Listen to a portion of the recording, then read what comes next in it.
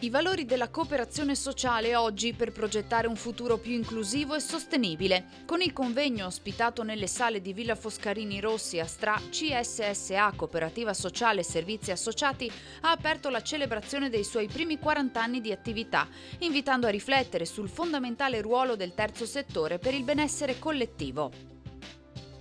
Uno spirito di servizio, uno spirito di cooperazione che vogliamo continuare a portare nei nostri territori, quello del veneziano, ma a questo punto diciamo che CSSA si sta aprendo anche a tutto il territorio del Veneto, quindi da Treviso a Padova a Vicenza, e con questo vediamo di fornire il supporto necessario perché i tempi sono cambiati dal Covid in poi, le richieste di supporto e di aiuto sono aumentate e noi ci siamo. Insieme a istituzioni e figure accademiche si sono affrontati temi centrali come la creazione di reti, la coprogettazione, la promozione delle pari opportunità e il ruolo della ricerca sociale. Il settore sociosanitario è un mondo in evoluzione, adesso ci saranno da creare gli ambiti territoriali, quindi soggetti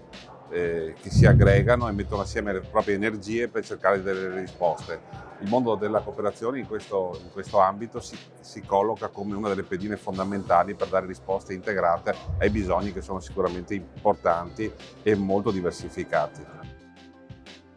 Trasporto sanitario e scolastico, servizi per la disabilità, l'accoglienza per l'infanzia e i giovani sono solo alcune delle attività che CSSA dal 1984 porta avanti nel territorio veneto, comunicandole in maniera sempre più efficace.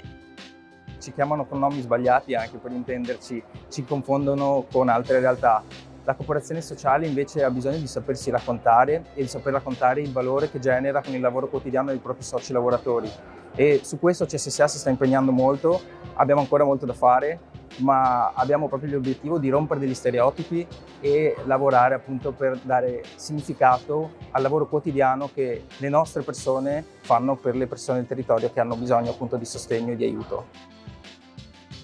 Per noi la comunicazione è fondamentale per far capire ai giovani quanti servizi